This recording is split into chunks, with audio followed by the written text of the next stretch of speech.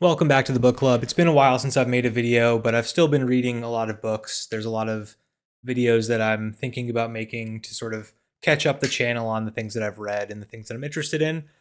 But for now, I have just finished the last book in the Forsaken trilogy by R.J. Barker. Heart of the Wyrdwood is book 3. And I wanted to make a little video about both this series and a series I don't think I've talked about on this channel before. This is the Tide Child trilogy, also by R.J. Barker. This is book 3, Bone Ship's Wake. But I read the Tide Child trilogy about a year ago, I want to say, and really enjoyed it. That's when I started reading Gods of the Wyrdwood, the first book. Got all 3 of them here, but so Gods of the Wyrdwood is book 1, and then Warlords, and then Heart of the Wyrdwood. In this Forsaken trilogy, I always call it the Wyrdwood trilogy. I didn't realize it was called the Forsaken trilogy, but whatever. Anyways, I read book 1 of the Wyrdwood trilogy about a year ago. I think it was right when book 2 had come out, or maybe right before. And then this year, I guess I kind of forgot about the series for a little while. But I read books 2 and 3. Just finished book 3 actually this morning or yesterday morning.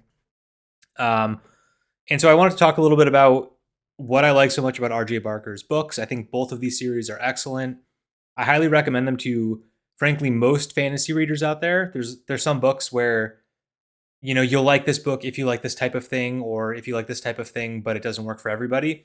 I do think that R.J. Barker's books work for most fantasy readers because the prose is really easy to digest. He makes really interesting worlds.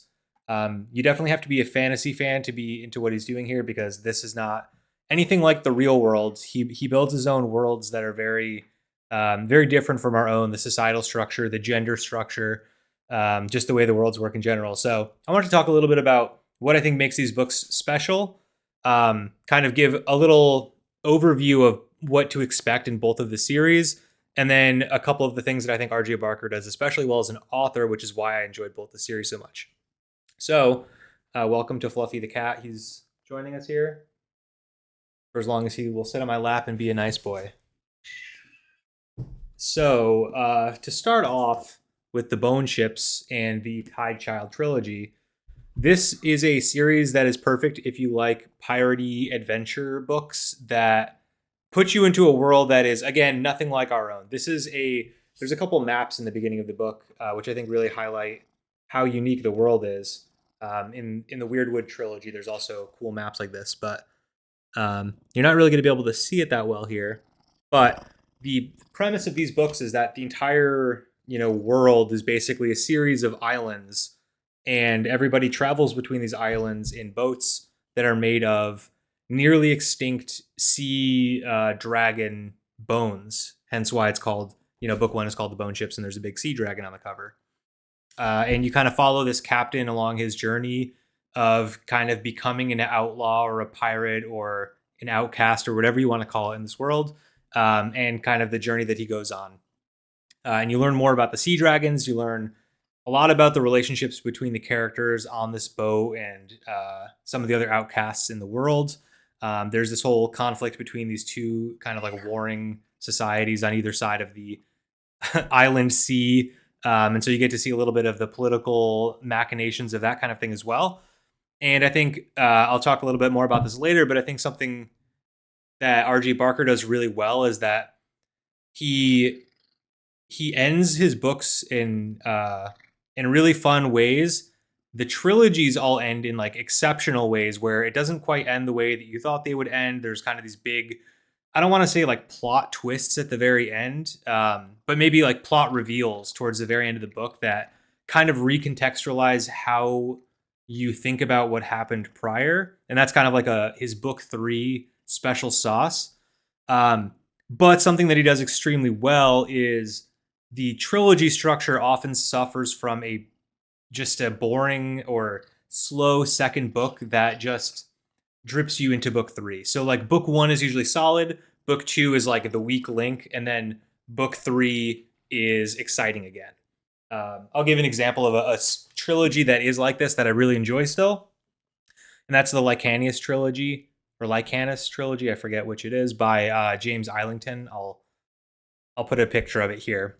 Um, but that trilogy I think suffers from this thing where book one's really cool, book two is kind of just leading you into book three.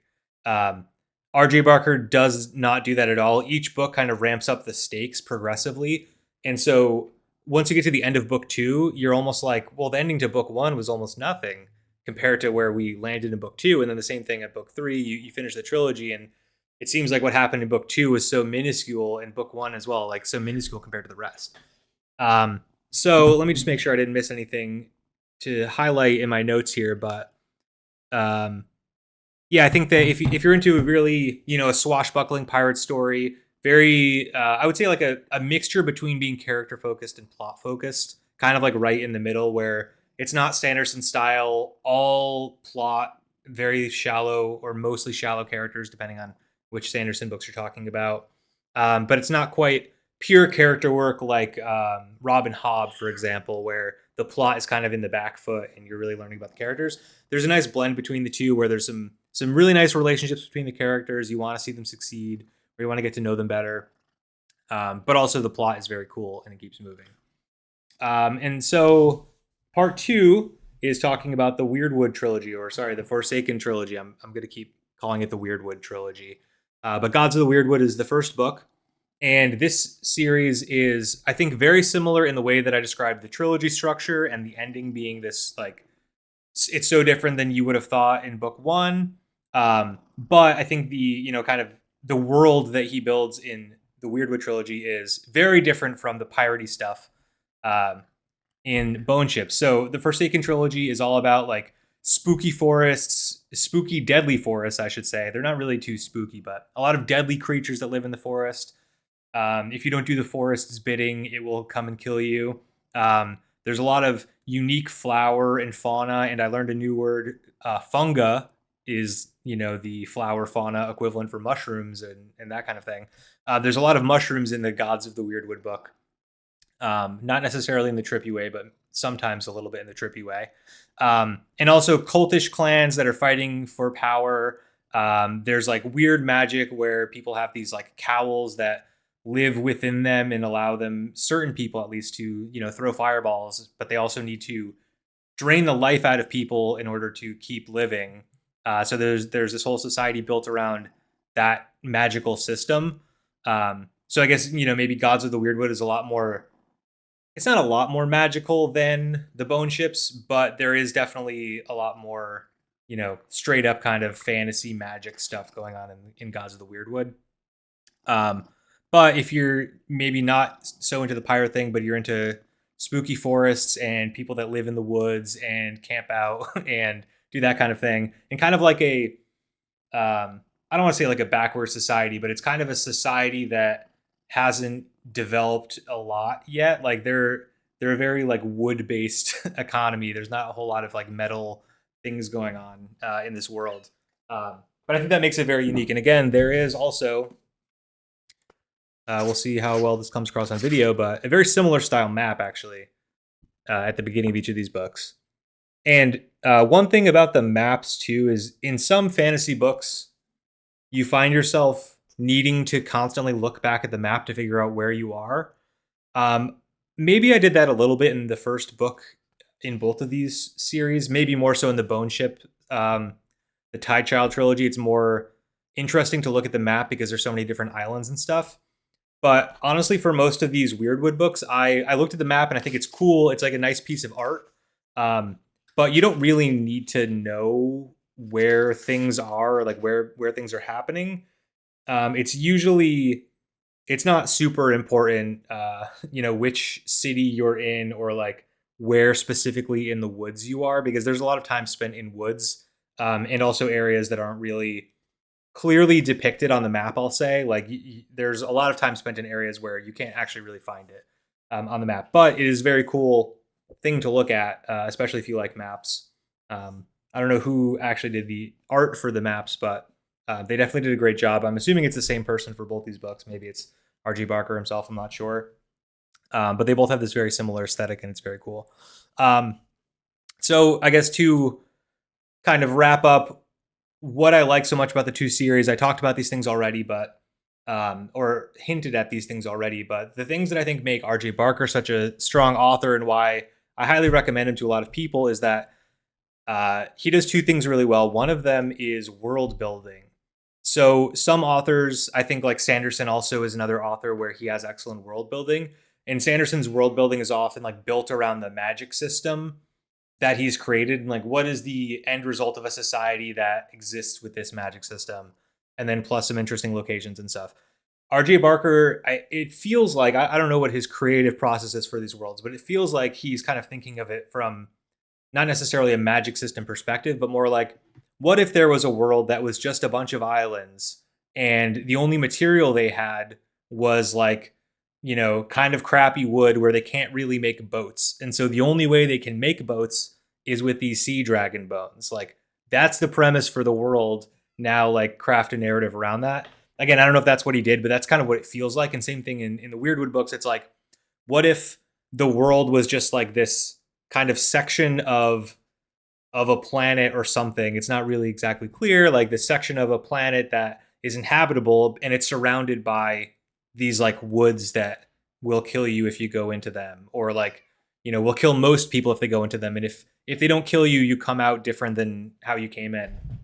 And so he builds the world around this idea, and then creates this like unique flower and fauna that kind of matches the world that makes it very different from our own. So like in the Bone Ships trilogy, there's like very specific types of trees and like plants that exist, and most other trees and plants and stuff that you'd expect in the real world do not exist in that world. Same thing in Wyrdwood. There's like specific types of trees that he's created, and those trees, the wood from those trees has specific properties that people build things out of. But that's kind of all they have. They don't really have like mining for iron and building things that are made of metal. Everything that they make, like down to the armor, is made out of wood because that's all they have available is wood. And so their society's built around it. Also, plus another aspect of his world building in both books is that there's no like deer or rabbits or crows or whatever. Like I might be a little wrong here. So like, correct me, I guess, if you want. I'm pretty sure that there's not any actual real animals in either book. I'm trying to remember. It's been a while since I've read Tide Child, but I know in Wyrdwood, every animal is not a real animal. There's like things called gas maws that are kind of, I guess I was picturing them like kind of like a wheezing Pokemon, wheezing from Pokemon, but like kind of like a tentacool. I don't know what it's supposed to look like. That's probably the wrong image, but he probably described it better and I just forgot, and that's what I created in my head. But those are like floating bird things that they use to like carry materials long distances. They have these like animals that just fill themselves up with air and can float.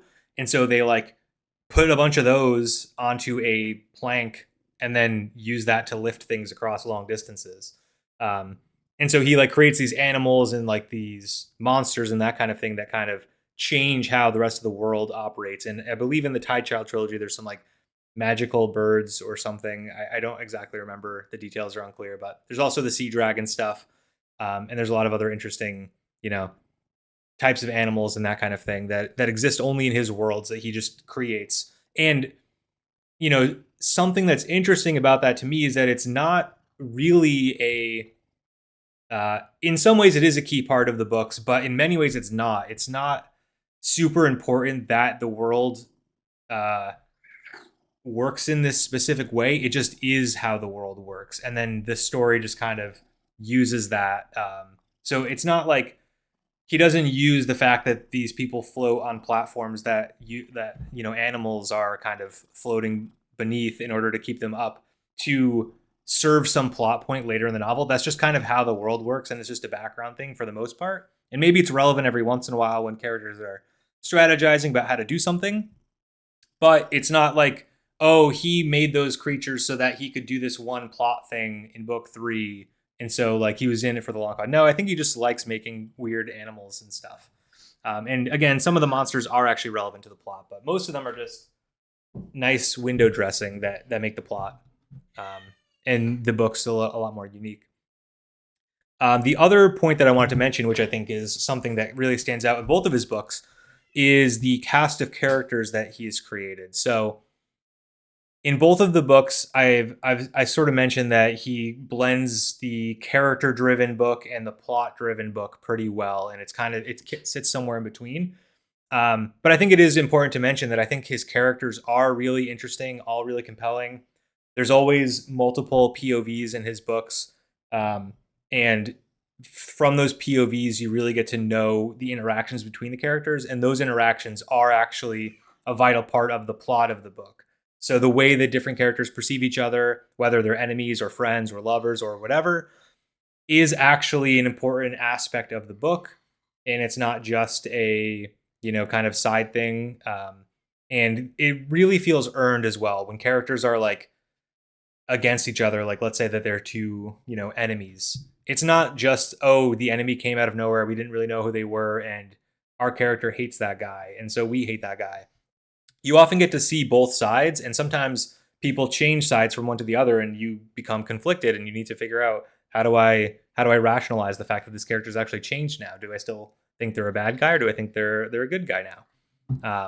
And so I think those are probably like the two top strong aspects for both of these books. But again, they're very accessible fantasy books. The prose isn't super dense or anything. They are kind of long, especially these Wyrdwood books. I don't know if it's just the way they're printed, but they seem a lot bigger than the Bone Ships books. I don't quite remember if it took me any longer to read them, but these are some decently heavy fantasy books. They're no 300-page quick reads, but I do think that they're very enjoyable. They're worth it.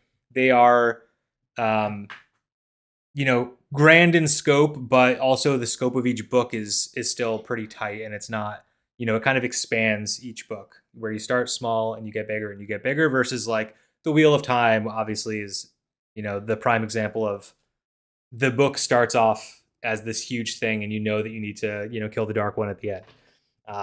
That's kind of one of the fun parts about these trilogies as well, is you don't really know what the ending is going to be when you finish book one. You don't know what the ultimate goal is, and it becomes clear over time. But because of that, you're not really in the book two doldrums where nothing's really going on, because there's this big goal you need to get towards, but the author can't get there yet because they're only on book two. So I think it kind of works in the author's favor in that way, that you kind of slowly expand the scope and figure out what the actual end result of the plot is going to be only as you actually approach it, or approach the climaxes within each book. So anyways, I think that's my highlights on R.J. Barker, while my cat is clawing on my chest over here. Hopefully his purrs have not been too loud into the microphones, but I highly recommend both of these series. If anyone has read these series as well and you agree or disagree, let me know in the comments below. I would love to hear what other people think about these. Having just finished the Forsaken trilogy, I am very interested in how people like or don't like the ending. I really liked it. I thought it was really interesting. There's a lot of questions that I have that are unanswered, and I probably could figure them out if I analyze them deeper, but I'm curious what other people think. So let me know in the comments below. Give this video a like if you enjoyed it, if you made it to the end, and I will see you next time.